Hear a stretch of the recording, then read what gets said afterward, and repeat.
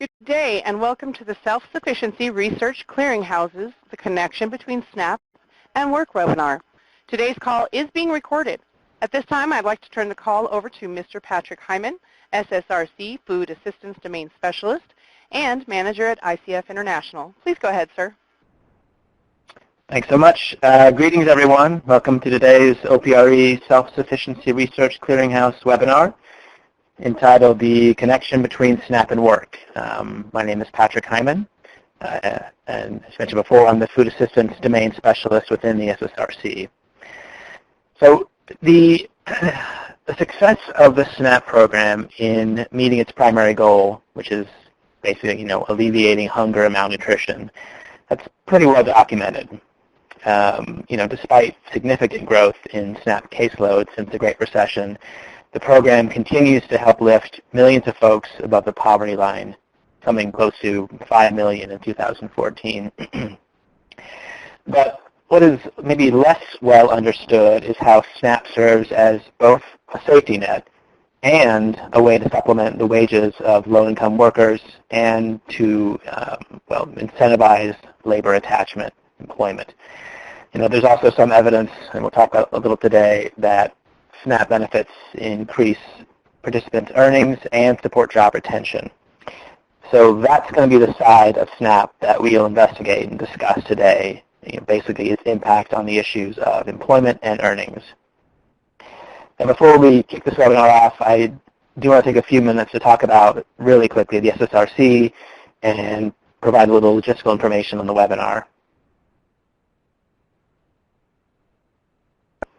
All right, so the SSRC, or again, the Self-Sufficiency Research Clearinghouse, is probably the best way to describe it is a virtual portal of research and other resources related to self-sufficiency.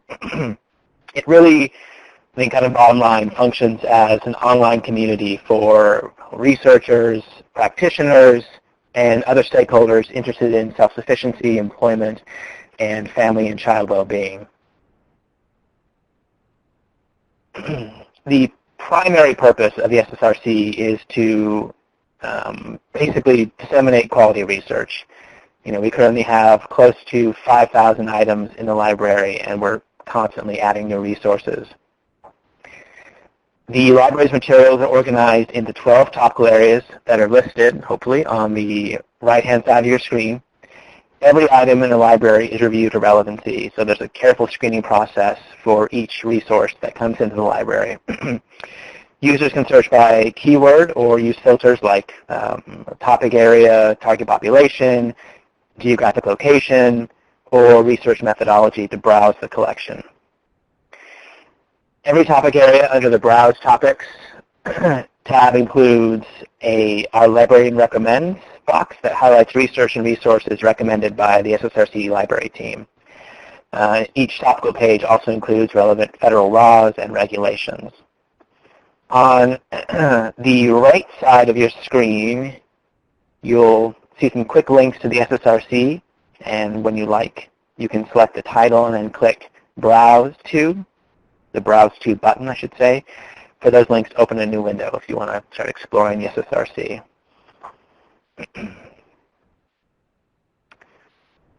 Okay, for today's webinar, we have 4 excellent speakers. We've got Ed Bolen from the Center for Budget and Policy Priorities, which you may know as CBPP, Marcie Foster from USDA FMS, Susan O'Callahan from the Seattle Jobs Initiative, and Dr. Ting Zhang, the Associate Director of the Jacob France Institute, as well as an Assistant Professor at the Merrick School of Business. I really want to maximize the amount of speaking time for our presenters, so I won't delve into their impressive list of accomplishments. Speakers will kind of reference that during their presentation. And a little bit of just logistical information before we get started here.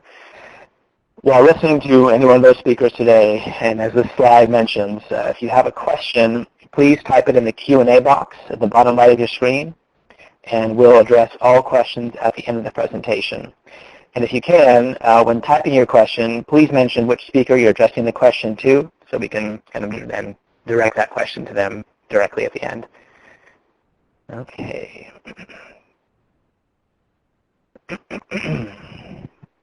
And I think finally, as a little social media plug, we encourage you to join today's conversation on Twitter using the SSRC webinar hashtag displayed on the screen. And I think with that, I will turn it over to Marcie Foster from FNS. Marcie, all yours. Thanks, Patrick. And thanks so much for giving us this forum to talk about the SNAP Employment and Training Program and the importance of working families in the SNAP program and ways that we can get them better assistance and better skills to get them to reduce their reliance on SNAP over time. And if folks can't hear me, I'm sure people will tell me sort of on the presenter side, just let me know.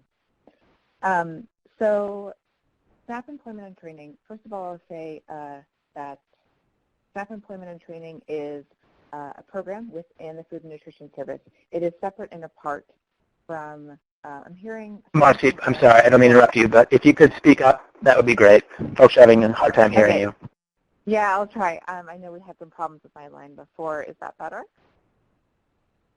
A little better. I think if you just, kind of maintain a little higher volume, it should be okay. Okay. So, and so certainly if folks continue not to be able to hear me, certainly let me know. So the Food and Nutrition Service of the U.S. Department of Agriculture works to end hunger and obesity. We administer 15 federal nutrition assistance programs, including WIC and the SNAP program. The SNAP program serves a significant number of households each month, about 46.5 million people each month into the average SNAP participation. But the SNAP Employment and Training Program is run out of our Office of Employment and Training. It is a separate program for SNAP recipients designed to help SNAP recipients gain skills and education that they need to, over time, reduce their need for SNAP and get a better job that would reduce their need for SNAP. Are folks having an okay time hearing me now? Yep, it sounds like you're coming in much better. Okay, fantastic. So again, the SNAP Employment and Training program. I'll step back just a little bit, and I think the subsequent speakers on this webinar are going to talk a little bit more about the work requirements and the general people on SNAP who are working and the characteristics around that. But I'll just say that the vast majority of SNAP recipients actually are not expected to work. They're children, elderly, or disabled. About 16% of SNAP recipients are work registrants, and that is who the SNAP Employment and Training Program, the program that my office administers, is really focused on. We provide about $300 million annually to states to operate SNAP Employment and Training programs. All states are required to operate a program, and they receive funds to do that. They have to also submit an annual employment and training program that articulates how they're going to be using these funds. There are federal requirements, but in general, the program is pretty flexible, and states can use the program to serve SNAP recipients in the way that best fits the demographics and the characteristics of their SNAP clientele, as well as the employers in their state. They have a considerable amount of flexibility in terms of how to operationalize the SNAP Employment and Training Program. And I'll talk a little bit about the funding, how funding flows in subsequent slides. So the first thing that you should know is that this speaks to the flexibility. SNAP E&T states can operate a number of what we call components that are really sort of activities that a state can operate in the SNAP Employment and Training Program. This slide shows the list of employment and training components that a state can offer. As you can see, it's really extraordinarily flexible. So this list runs the gamut from light touch programs, job search training programs, or work readiness programs, as it's more commonly known in the workforce realm, work fair programs, work experience, programs designed to increase self-employment, education that improves basic skills or employability. That includes things like career and technical education and colleges, non-credit workforce education, including adult basic education. So there's a wide variety of education components that a state can offer as long as they're directly related to employment. Vocational training, and also the last one is job retention for 90 days. And that's an important one that we'll talk about a little bit later, but it's a little bit different than the others.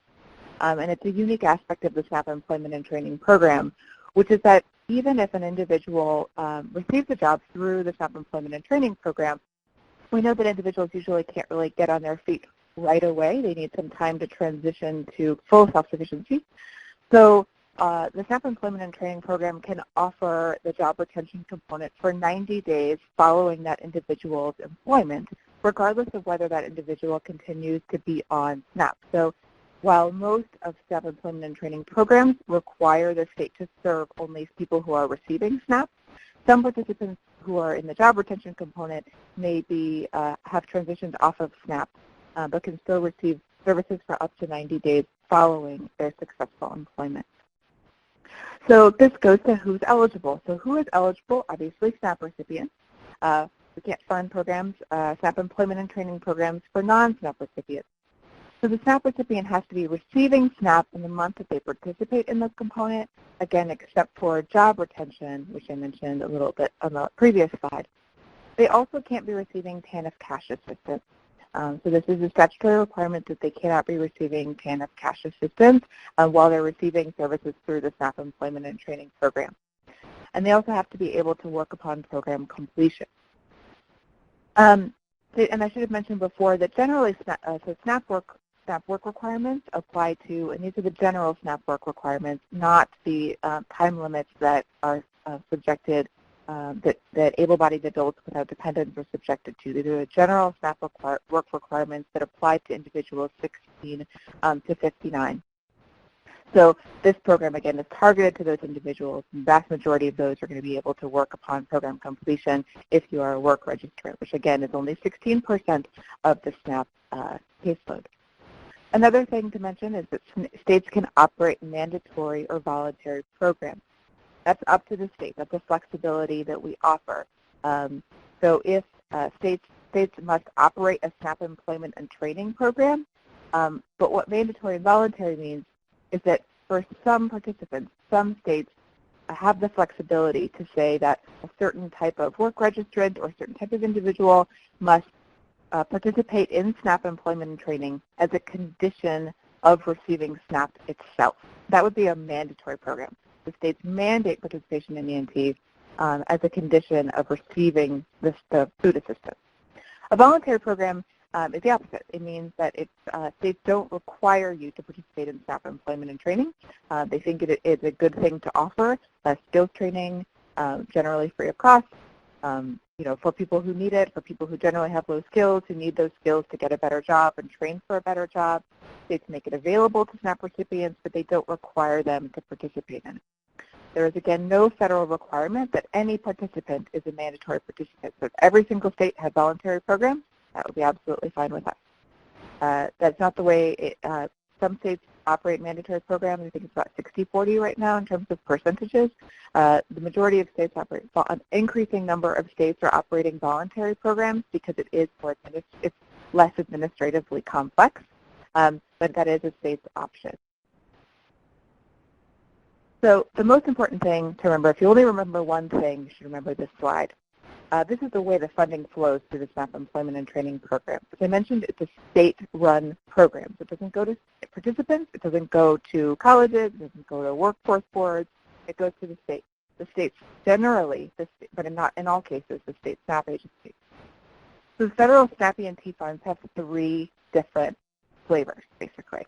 100% funds, which are the state grants that the state receives. We have $90 million a year that we allocate to states in accordance with a formula that generally maps to about the work registrant population in each state.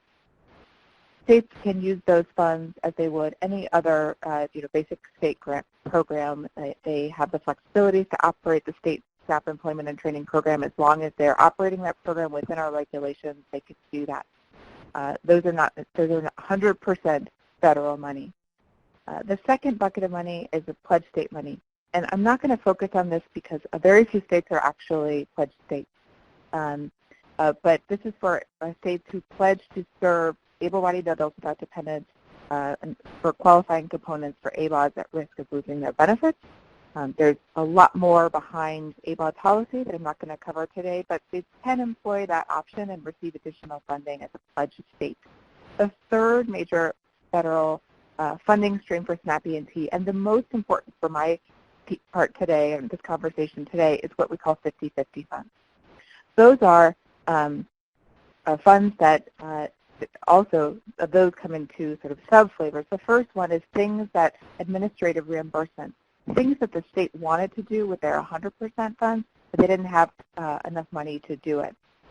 So what those monies are is that the state or their local partners can put up funds, and if they're for allowable activities for SNAP recipients, USDA can reimburse the state 50% of those expenses. So it's really a way to grow your state's program. Again, you can use partner investment.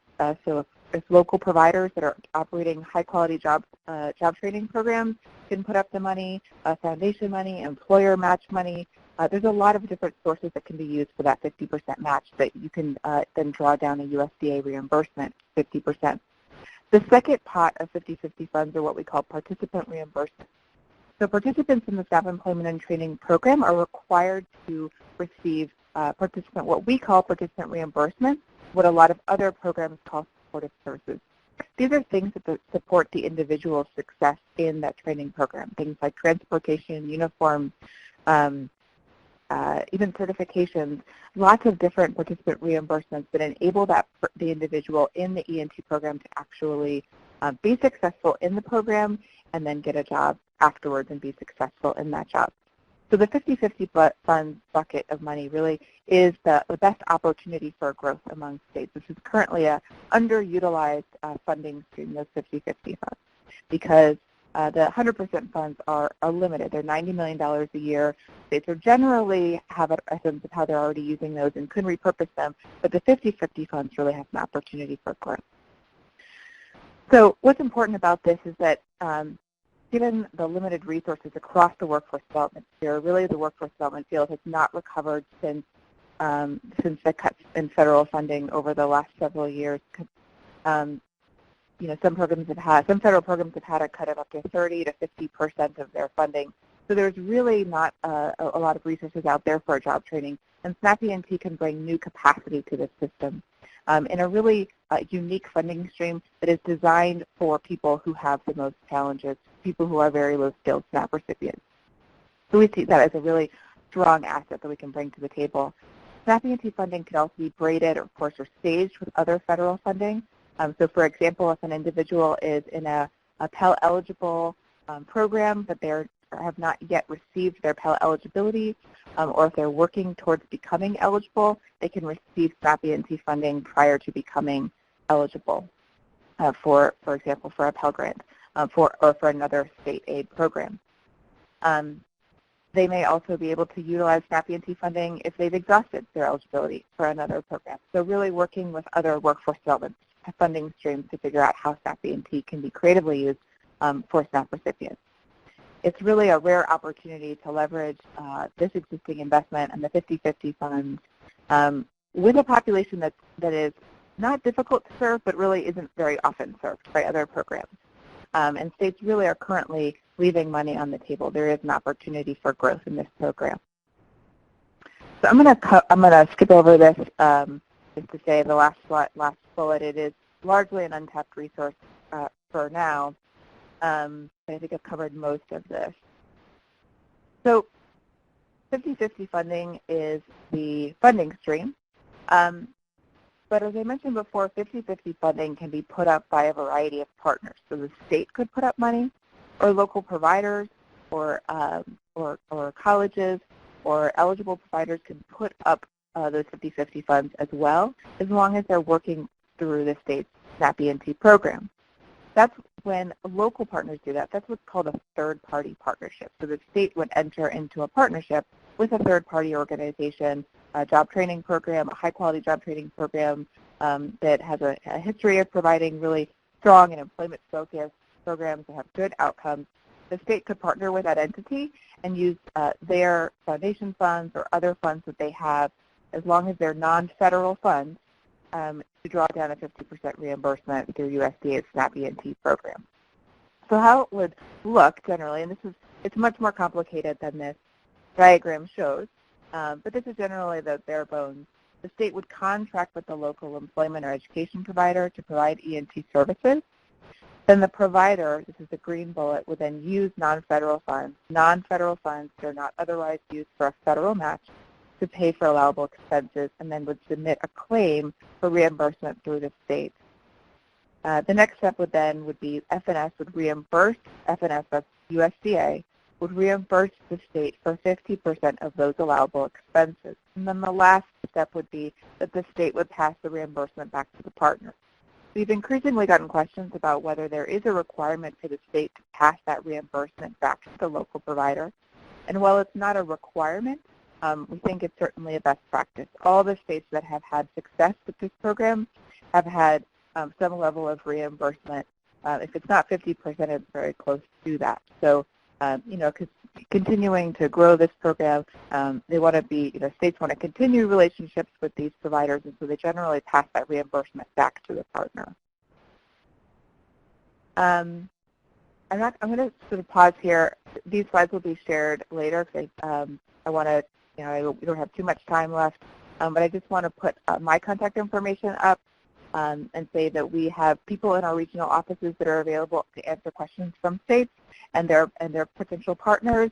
And also my information is up there. I'm from the FNS headquarters right outside of Washington, D.C. So we're here to assist and to help you out to figure out how you can utilize this really underutilized program to help SNAP recipients gain skills and education that they need to get better jobs. So I'll stop there.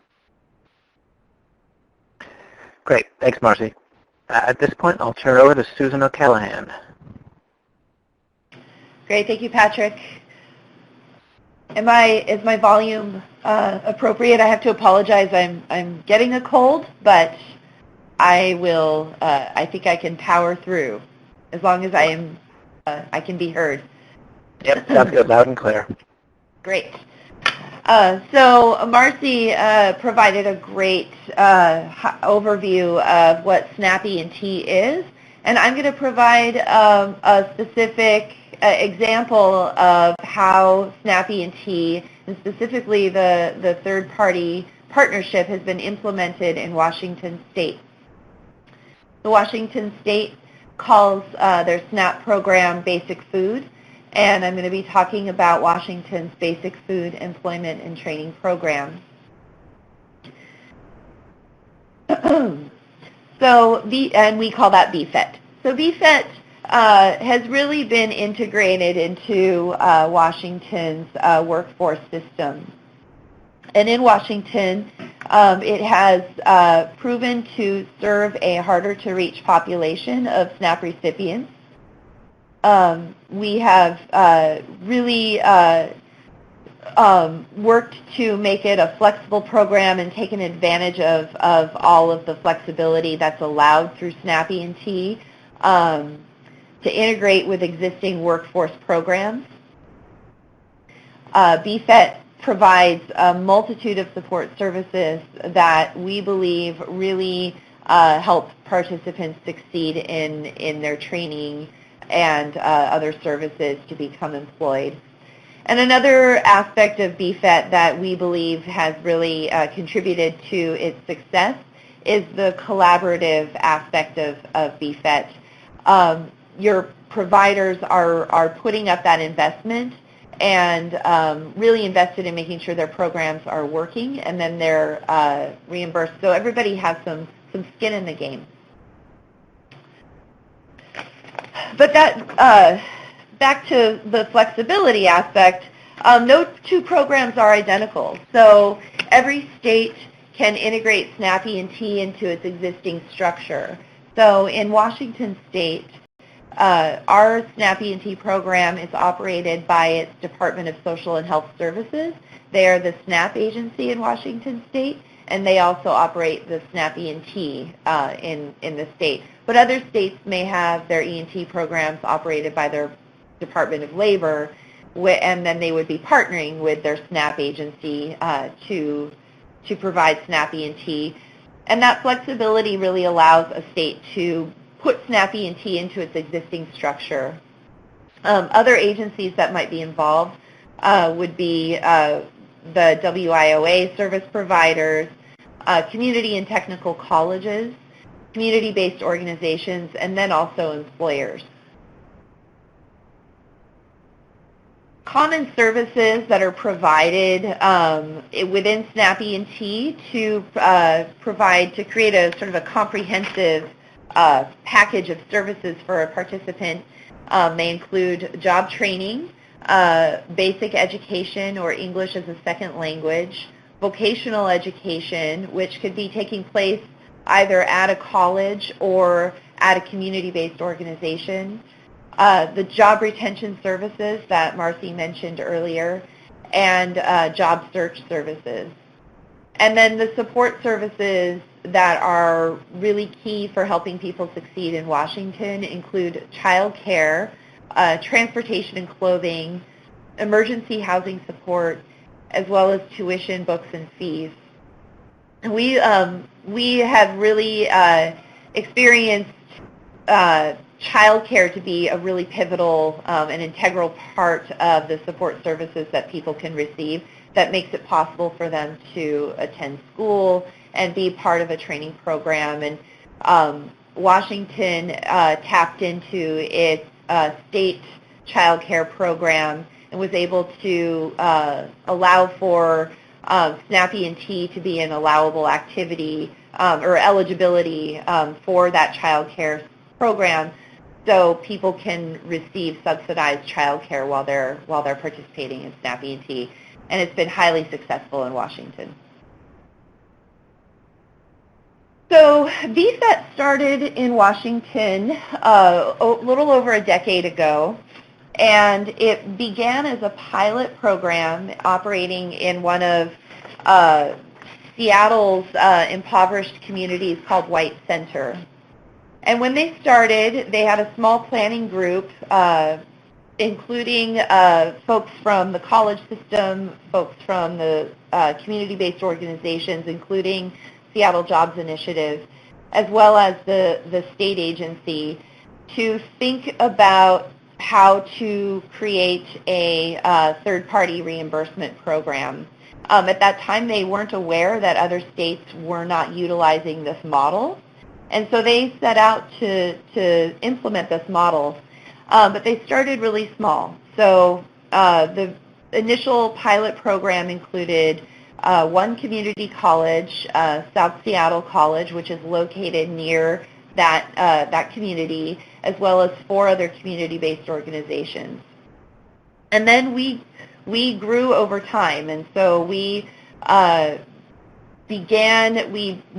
strategically started small, grew incrementally over time to now. The latest data we have is from 2015. We had a $36.6 million program, and we were serving 33,000 individuals annually. And that program includes all 34 of Washington's community and technical colleges, as well as about 34 community-based organizations. So we really recommend that if you're bringing this information back and interested in starting a SNAP E&T program in your state, to start small, work out issues. It's a really successful program, but it does have its complexities. So planning carefully and starting with a workable size is really important. Marcie, we're sharing a slide here, so I won't talk too much about this, but this just talks again about the third-party reimbursement model, where the state contracts with a local employment and or education provider to provide services. Providers are using non-federal funds to make that investment up front for those services, and then they're reimbursed 50% through F&S for those services.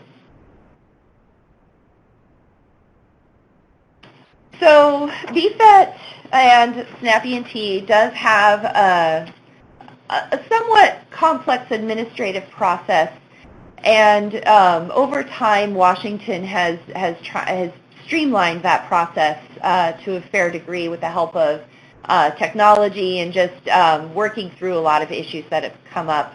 But basically, one important factor is to ensure that participants throughout the program are continuing to be eligible to receive services, and that services don't get provided to a participant and then get funded unless that participant was eligible.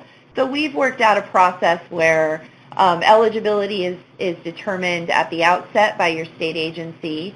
We use an MIS system to do that. And then participants are enrolled in the program, and that can happen through a process either through your MIS system or manually communicating with your state agency. And then you're tracking participant progress along the way, as well as they're noting their activity. And then when you're going to invoice to be reimbursed for the services that you're providing, the state agency again verifies that that participant was eligible for those services. And basically that means that they were still receiving SNAP, and so they ensure that. So that ensures integrity within the program, and so that the state is not funding services for ineligible participants. So I can get more specific. Marcie mentioned this too. There are a variety of non-federal funding sources that providers are using in Washington as that third-party investment. They can include state, county, or city funds, private donations, foundation funds, social venture revenue, so that would be a social enterprise such as Goodwill, community development block grants. Once they come in, they are no longer considered federal funding. And then government agencies can actually use in-kind as well. Some other sources include state worker retraining dollars that might be coming into the college system, other types of low-income student support, and other state training funds that might be supporting a specific population within your SNAP population, such as ex-offenders, homeless, or non-custodial parents. Those can all be used as your non-federal funding source. And this slide just sort of hits again on what's possible with SNAP ENT. So your state is helping to establish who is eligible to participate in the program. They're referred to a SNAP ENT partner, and then they're participating in a variety of different training possibilities, either a career pathway program. It could be funded also through WIOA, and ultimately leading to a job.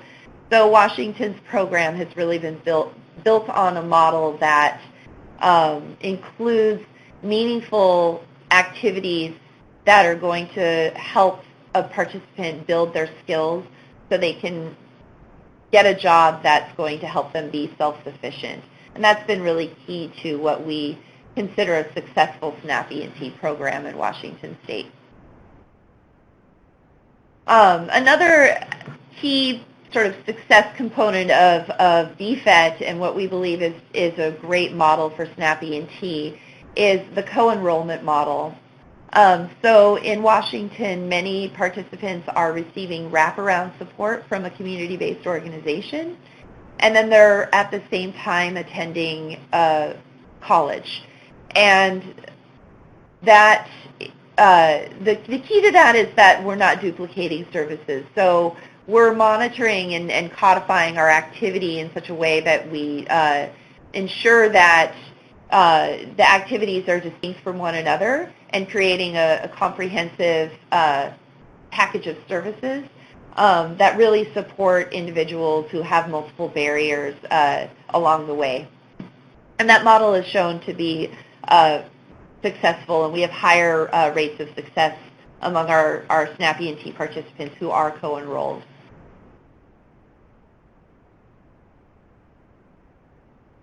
So Washington has this decade plus of time developing and building and expanding its SNAP ENT program. And we really did build it on the notion that there was this untapped potential for this third-party reimbursement model.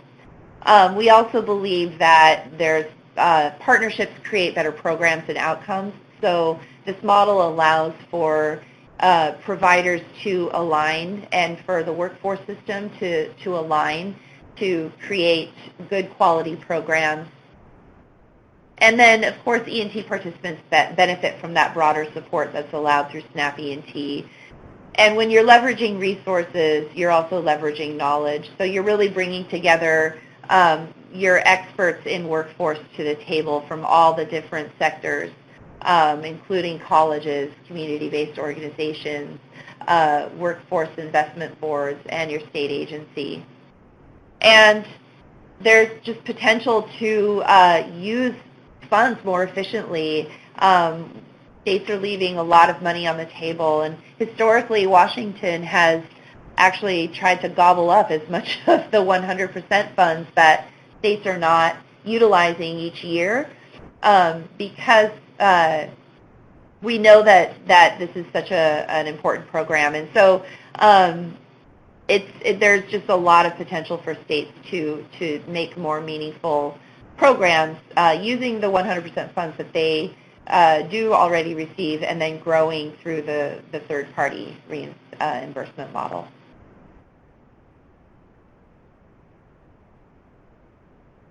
So again, some of the benefits of SNAP ENT and the third-party reimbursement model is you're maximizing dollars already being spent to serve SNAP recipients. A lot of providers and colleges are serving this population already, and they've been using local and state funds to do it. So utilizing this model, they're able to leverage those funds and grow and expand the types of services that are available. It also really does begin to align your programs and systems. I think SNAP ENT in Washington has created much stronger connections between community-based organizations and community colleges, and it allows those providers and partners to do what they do best and really provide a full, comprehensive support system for individuals. And then there are some challenges. SNAP ENT can be administratively complex. It takes some time to build your infrastructure. It takes resources and staffing in order to do that. It's very important that you have a system that accurately verifies SNAP eligibility. Budgeting can take a while to get right. You have to be able to anticipate your service levels throughout the year. The states submit an annual ENT plan where they have to project what their budget's going to be for their ENT program. It's important to track your non-federal funding sources and verify that your investment, your initial investment was indeed non-federal. And smaller CBOs and providers may have trouble financing their program because this model does involve an investment up front that you're reimbursed then later. So they have to be able to be solvent enough to fund their programs and be able to float and continue to operate before they get reimbursed. So some of the numbers that have come out of Washington's BFET program, we serve about 33,000 individuals annually. We use our employment security data to verify employment, and we track cohorts on a quarterly basis for up to 2 years. And right now, the employment rate of our SNAP ENT participants is about 72%, and they have a median hourly wage of $11.10.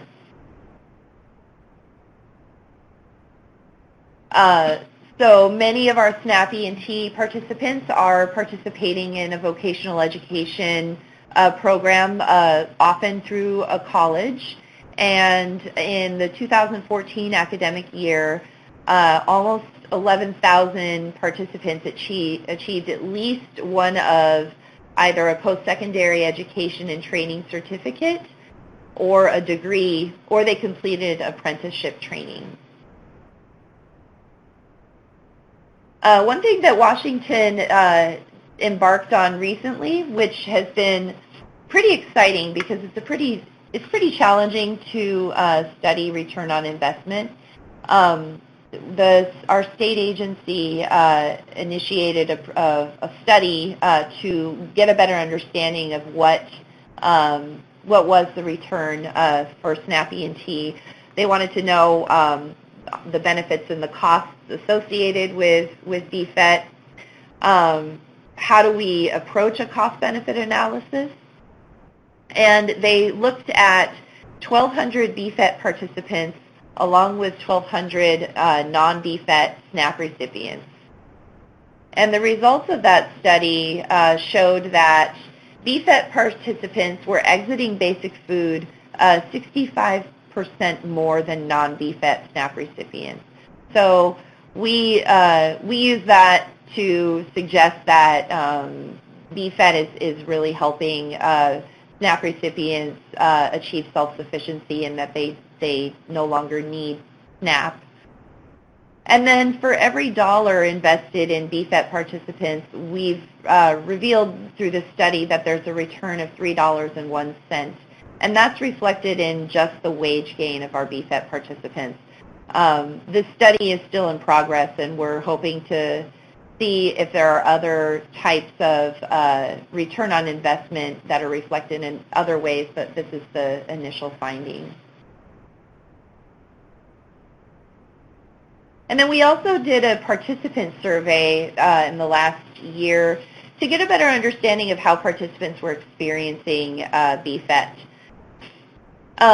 So 51% of participants who were surveyed said that they were enrolled through a reverse referral model, which basically means that rather than the state agency identifying a SNAP recipient and that they're eligible and then referring them to a provider, they're coming through the door of the provider and then they're verifying that they're SNAP eligible through the SNAP agency and starting them on their SNAP E&T program.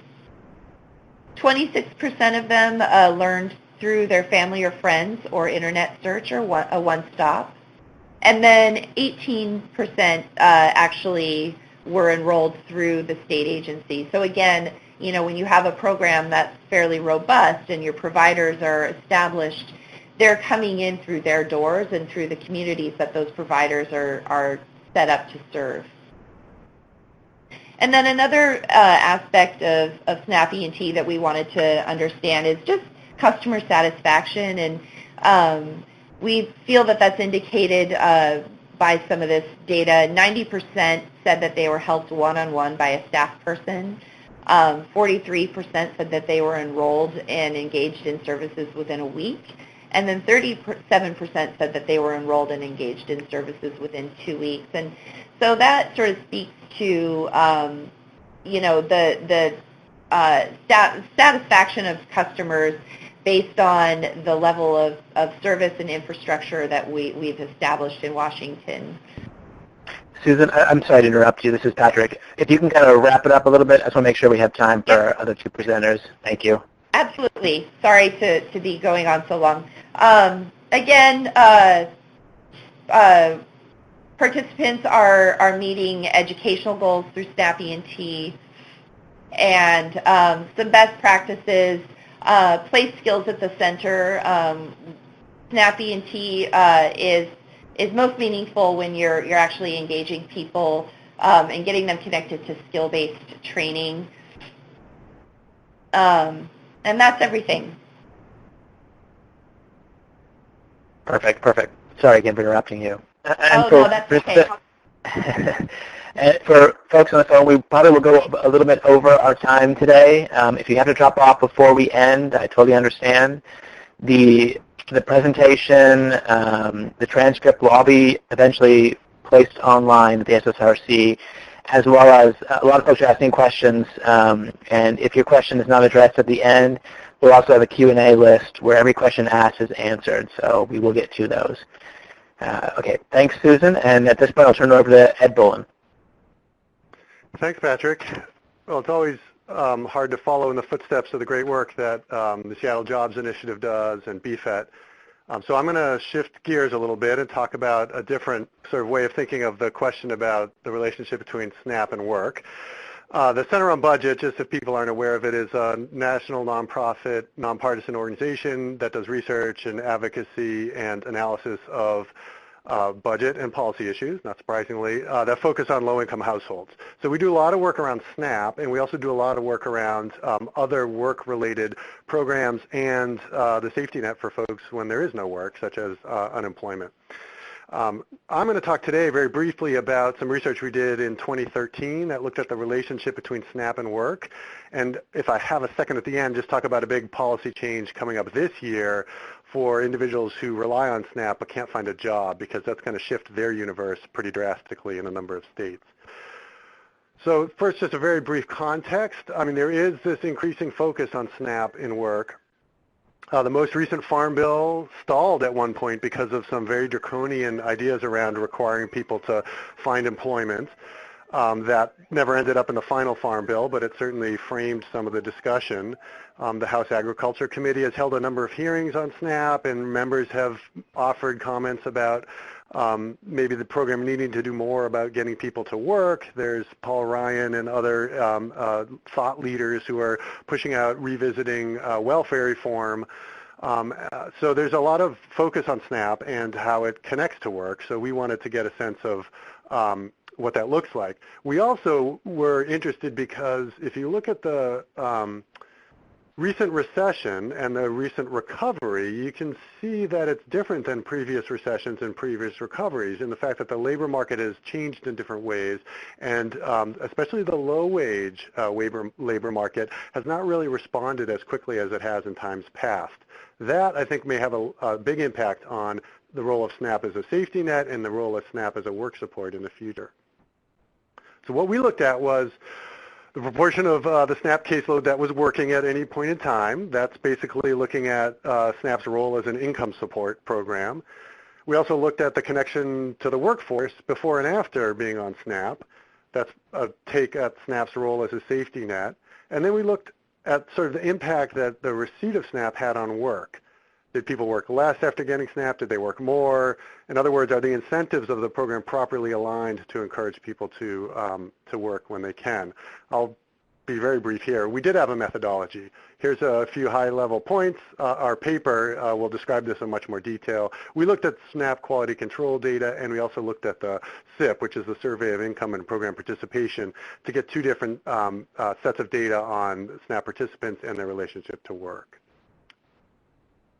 And I'm just going to echo Marcie's brief comment that, in fact, most SNAP participants are not expected to work. Here's a very brief breakdown on who those people are. Almost half the caseload is, in fact, children, once you account for seniors, disabled, and those adults that are caring for a dependent or an incapacitated adult.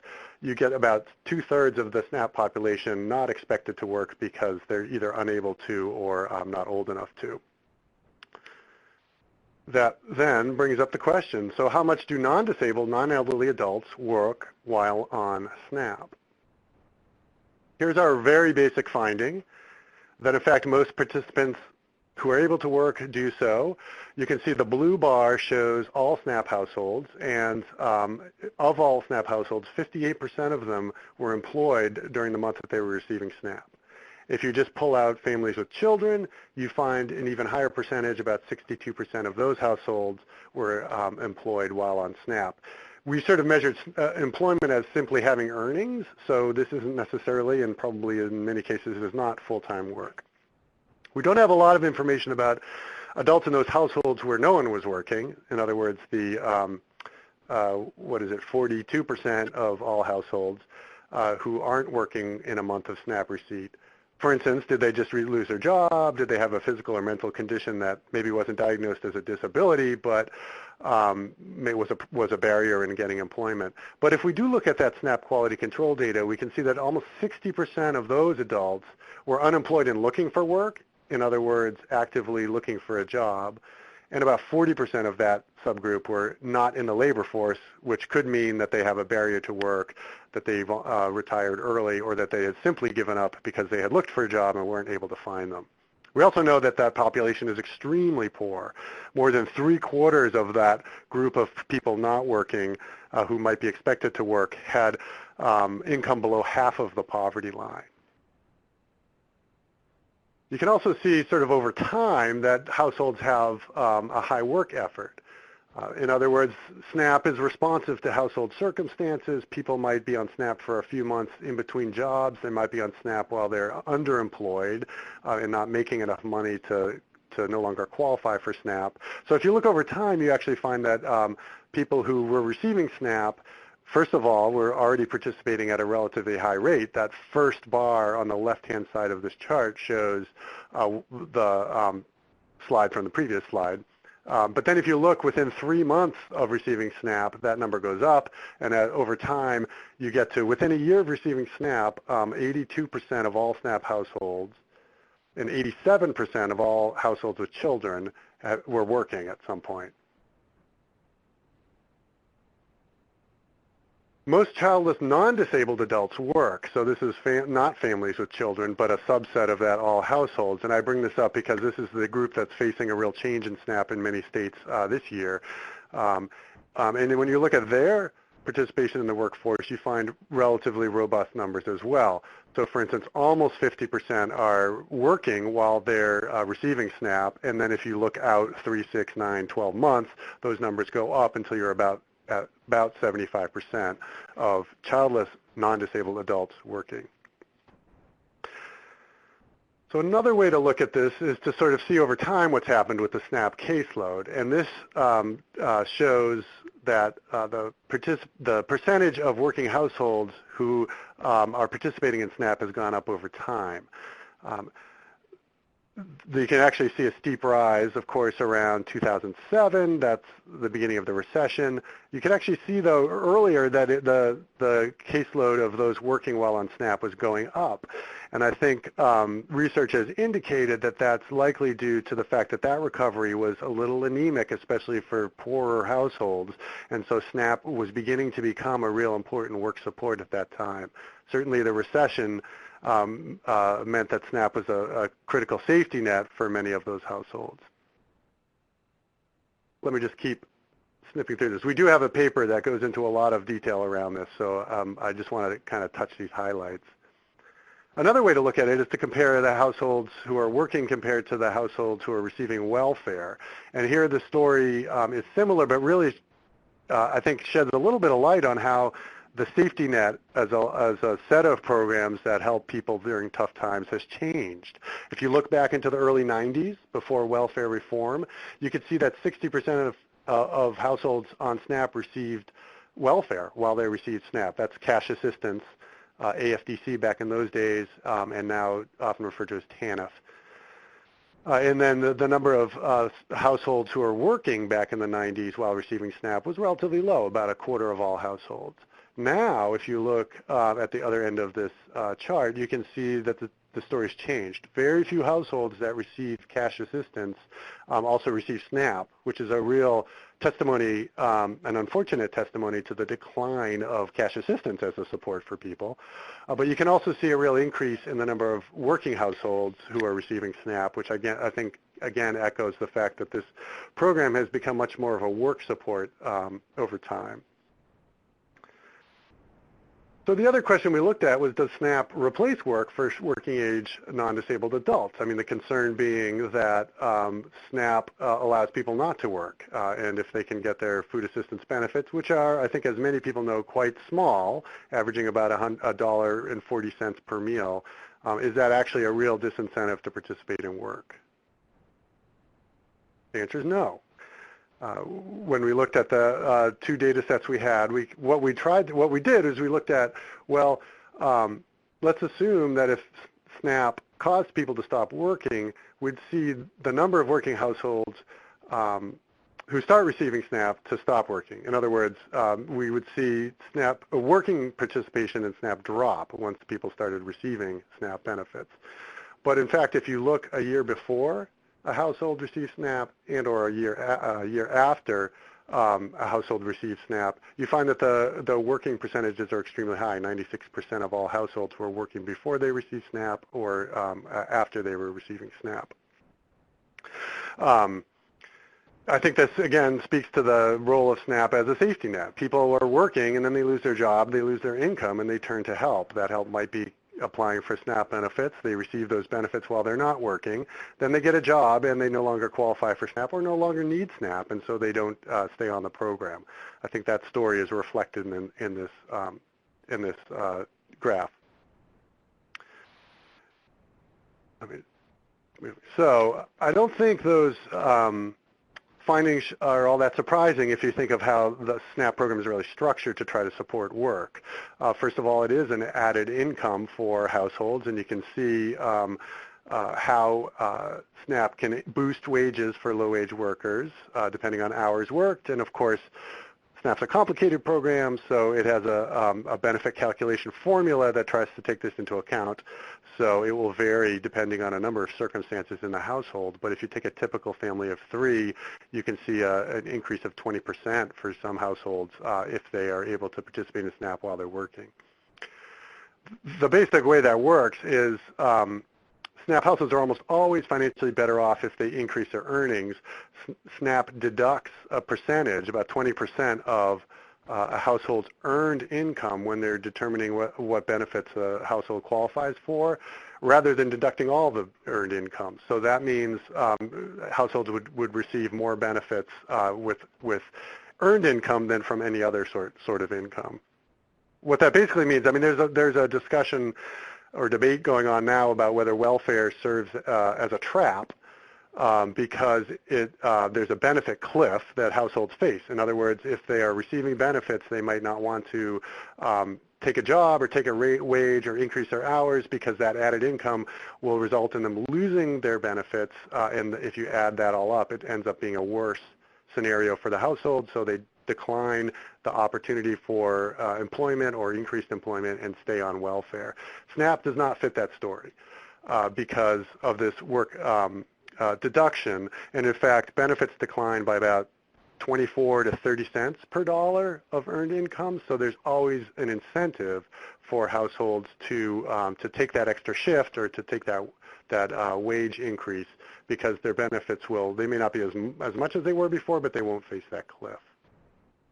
So finally, just a couple of words on, I think, what's the big story in SNAP for next year, which is that what are called ABODs in the SNAP world, able-bodied adults without dependents, face a time limit in SNAP. They get 3 months of benefits out of any 3-year period unless they're working 20 hours a week or in a job training program for 20 hours a week. That's the only time limit in SNAP. It hasn't been in effect during the recession in many states, so that's why this year is a big shift as the time limit comes back into effect. We would never, at the center, we don't see that as a work requirement. It's really a harsh time limit because, as I mentioned, individuals have to have a job of 20 hours a week or a job training program for 20 hours a week, but states don't have to actually connect them to a job or provide a job training opportunity. They can using employment and training, like Marcie had mentioned, and like Washington State tries to do, but most states actually aren't Washington State, unfortunately, and most states don't do anything. So an individual who's working, say, 18 hours a week and would love to get an extra couple hours to bring up their income, if they can't get those hours, and they're an ABOD, they're an able-bodied adult without dependents, they'll be cut off of SNAP after 3 months, even though they still need the assistance. Similarly, if somebody's looking for work, they lost their job, they've been pounding the pavement, they'll get cut off after 3 months, and so this support is no longer there. Here's a very quick picture of the states where this time limit is coming back into effect. It's the yellow states. A number of states, especially right in the middle of the country, already have the time limit in effect, but it's a real big shift for your state if it's a yellow state because these folks will be either terminated from the program or scrambling around to try to find what they can do. And here's why we're concerned. If you look at a state where the time limit came back into effect, you see a significant drop in participation. Here's a snapshot of Kansas. Time limit took effect in October of 2013. So if you see that dotted red line, that's 3 months later, and you look closely at that participation at the state level, you see a big drop. Those are those childless adults who can't find jobs on their own. And in the situation of Kansas, and I think in many other states, they end up actually losing SNAP. So all the good things that SNAP can do are no longer available to them. Okay, that was it. If you have any questions, you can feel free to contact me. The link to the paper is right there, so I guess that will be sent out to everybody. And I thank you all for your interest in this issue. Thanks, Ed. All right, our final speaker. And again, thanks everyone for staying on a little late. We will, if our speakers are able to, we'll try to make a little time at the end for some of the Q&A. Again, if you asked a question that's not answered, we are capturing every question asked and answer that we posted on the SSRC once they're gathered and answered. So with that, I'll turn it over to Dr. Ting Zhang. Thank you very much, Patrick. Yeah, notice that it's already 3 o'clock. Okay, so you can see the title of my presentation. Quickly, I'm from Jacob Friends Institute, and we do a Jacob Friends Institute. It's we have integrated data system and hosted there in connecting labor, human capital, social services, and some of the community and housing information. And for this presentation, I will particularly want to focus on the work-eligible SNAP recipients. Part of the reason is the presentation, the whole webinar is about SNAP and work, and I want to focus on work-eligible, including first is 16 plus, SNAP recipients who are aged 16 and above. And particularly, I will focus on the work-eligible. Part of the reason is, like in Maryland, Ed just now mentioned about ABOT. The ABOT waiver will expire, actually it's supposed to expire end of 2015 already. So that makes the work-eligible SNAP recipients work issue, becoming more and more important. And that's why the SNAP ENT comes very handy and timely in this case. So my presentation focusing on the work-eligible SNAP recipients, and also exploring the factors affecting their work propensity, labor market, tenure, and earnings in Maryland. Okay, here's them. My research questions mainly is two. First is what are the main sources for the current rising SNAP caseload in Maryland? And second, what are the key factors affecting the particularly work-eligible SNAP recipients' work propensity, labor market, tenure, and earnings level? In this first slide, the graph, it shows the different segment of the 16 plus, SNAP recipients who are aged 16 and above, SNAP recipients, the caseload.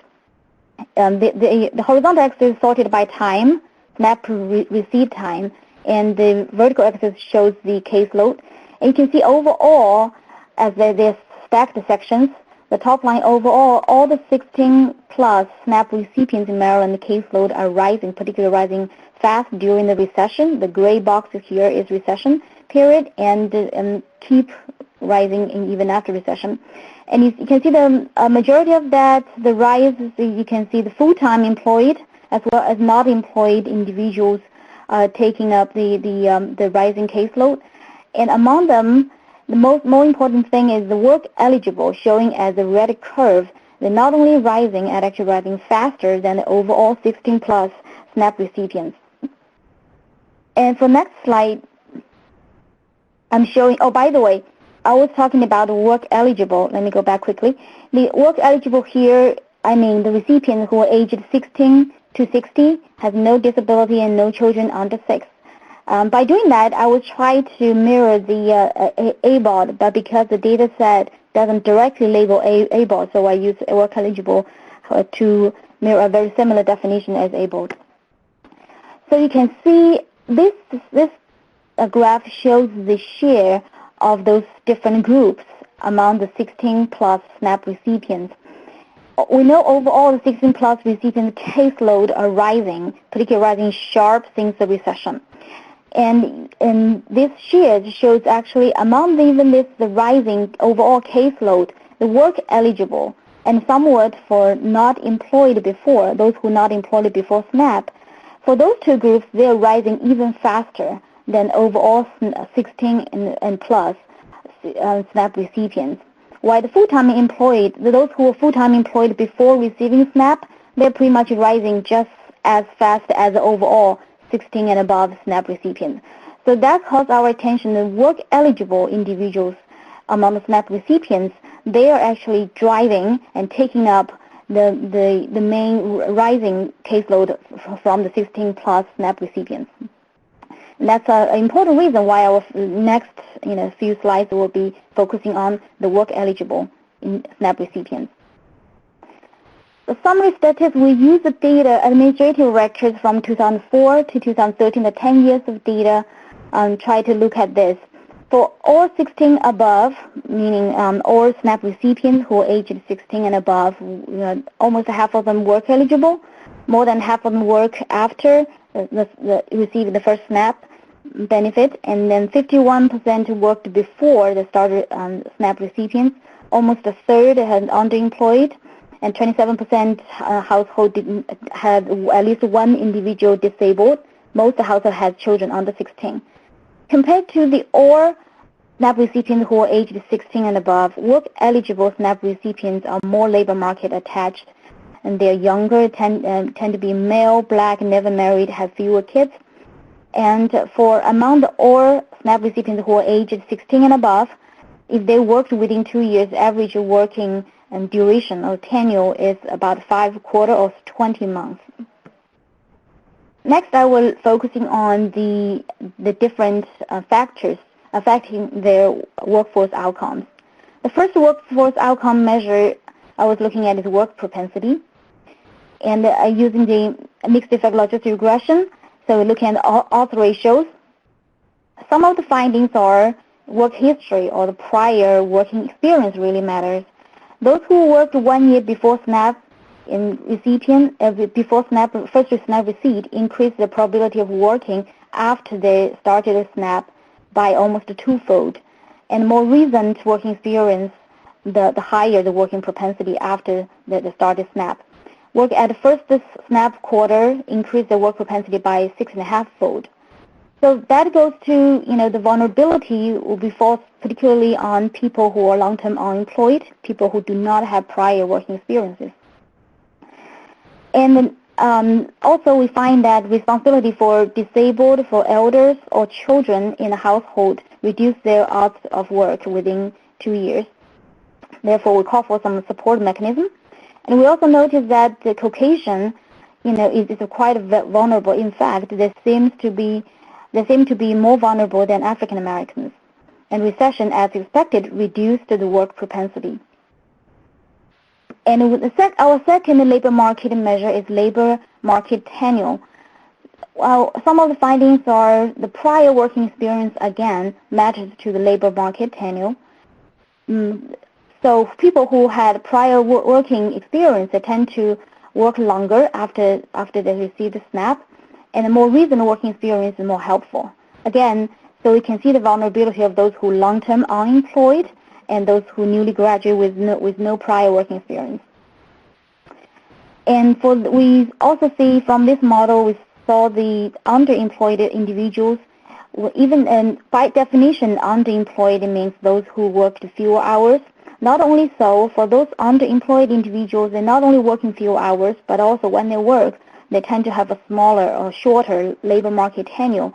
So they average will work 2 quarters or 6 months shorter than everybody else. Those who with children between age of 7 and 15 in a household, they tend to be associated with a shorter time duration as well. So therefore, we can see some of the supporting mechanism could be useful.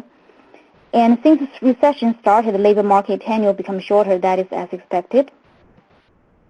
The last workforce measure we're looking at is for the earnings. For higher earnings, we see that come from mainly those who had working experience before, prior working experience, and those who who are male, older age, from other races other than white or African Americans. They tend to have high earnings and professional services. those who had responsibilities for disabled person or elders, they tend to have lower earnings. On the other hand, those who have children tend to have higher earnings. The part of the reason is that having children often is option, not necessarily obligation only. And we see that in the recession, people's earnings, SNAP recipients' earnings actually higher. That's mainly because in the recession, those who can find a job is more selective. So quickly wrap up the findings. Overall, the SNAP caseload increased for our observation period from 2005 to 2011 for the SNAP caseload. We noticed that the caseload rising mainly is drawn by work-eligible SNAP recipients, those who with relative higher income, work in education, professional service. For those two, the later two parts, I don't have time to show the slides, but I have two in the end. If you're interested, please feel free to contact me. And for SNAP recipients who are aged 16 and above, almost half work eligible, almost a third underemployed, over half worked within 2 years. For the factors that are driving workforce or employment outcomes during the 2005 to 2013 time period, the prior work experience definitely measures. That measures to all the three employment outcome measures. That means work propensity, tenure, or earnings. Prior working experience, that matters to all of them. So therefore, that is exactly why the SNAP ENT program is very useful. Offering SNAP recipient training and services and supporting those long-term unemployed and those who do not have working experience, make them more attached with labor market, building more connections with the labor market, has some internship, gain some working experience will be really helpful for them to find a job after receiving SNAP. And those who are underemployed tend to have a shorter labor market tenure. Therefore, the employment service is supporting those underemployed and try to connect them with more employment opportunities. Therefore, they're not underemployed anymore. That could stay them on the job for longer as well. And for those who had the responsibility for disabled and elder household members, they tend to have a poorer labor market outcomes for all the three measures we used. And therefore, some supporting mechanism to supporting for not just the child care, but also, probably more important, disability and elder care in the household could be really helpful for them to find a job. We also noticed that females tend to have a lower earnings than male. Some of the policy support and the interview skills and negotiation skill training might be useful. And the last thing notice that the Caucasian white Americans, they are vulnerable. Not just African American, but also white Americans are vulnerable as well. And the next is just my some of the future research. We don't have time to talk about that. And the first one listed is SNAP and UI interaction, one of the national projects sponsored by the USDA right now. I'm fortunate to be part of the team. And this research is talking about interaction between the SNAP and UI, two federal programs. And there are some other future researches we are interested in focusing on. And thank you very much for your attention. And I have to run really fast because we already run over the 3 o'clock. So if you have any questions, here's my contact information. And I mentioned these are some of the definitions in case you're interested in looking at. And earlier I mentioned about the higher earning families that tend to driving the rising caseload. This shows the share of those who has household earnings over $1,000 a month. They are really the driving share among the rising caseload. And also, for those who worked 1 year before, the people who worked in education and professional services tend to have a rising share among those who, among the 16 plus, the SNAP participants. Yeah, thank you very much. Thank you, Dr. Zhang. So I know we're quite a bit over, but we still have over 200 folks on the call, so I would like to, if we can, just get to a couple of questions that were asked by multiple people. So they're obviously questions where there's a lot of interest. And again, there's a long list of questions that were asked. We've captured them all. We will get every question answered, and those will be posted to the SSRC website, and folks who are on the call will get a notice when all that information is posted. So just a couple quick questions. The first one is from Marcie at FNS. There were a lot of questions about the term braided. So this one question kind of sums up a lot of the other questions. I understand staged in terms of E&T funds, but could we have more clarification on what it means to be quote-unquote braided? Sure. So braided doesn't have an exhaustive definition. I think that, and let me know if you're having trouble hearing me too. Yeah, Marcie, if you speak up a little bit, that'd be great. Sure. Braided doesn't have an exhaustive definition. I think it's a concept that is growing in popularity as federal funds generally all remain stagnant. But really what it means in our context is that SNAP E&T funds, as I mentioned, there's a couple different flavors, what we call flavors of SNAP E&T funds, 100% monies, which are all federal funds, and then 50% funds, which can be used for programmatic activities, administrative costs, as well as supportive services. An example in which one might braid funds could be, for example, if a participant their tuition is being paid for through another source of funding, through an allowable SNAP E&T activity, SNAP E&T may be able to provide, for example, the supportive services. Supportive services is a difficult thing to often find funds for. So that's one way in which you could braid funds. Another way to think about braiding funds is in a career pathway program. It's more of staging. If you are using SNAP E&T to fund sort of the entry-level basic skills components of a career pathway program or a career pathway bridge program, and then using other sources of funding that would sort of come in later on as the participant gains skills and goes into maybe Pell-eligible programs or receives other assistance, receives maybe an IPA from the WIA system. So there's a lot of different ways.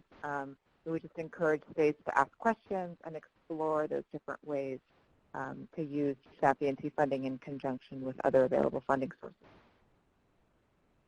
Great. Thanks, Marcie. I'm going to just make time for one more question just because there were, again, multiple people asking about this issue. For Susan, there were a lot of questions about the population that BFET serves. And so there are questions around basically what is the most ideal population served by BFET, and would it be possible, kind of a two-part question, would it be possible to help clients through this program overcome barriers caused by having a criminal record? So BFET is really, at this point in Washington, it's a statewide program that includes a multitude of different types of providers. So the population is vast. There are providers that are focused on serving homeless. There are providers that are focused on serving immigrants and refugees. So I would say it's really across the board. We have providers that are specialized in serving parents. So to answer that question, it really it covers a wide variety of different SNAP recipients.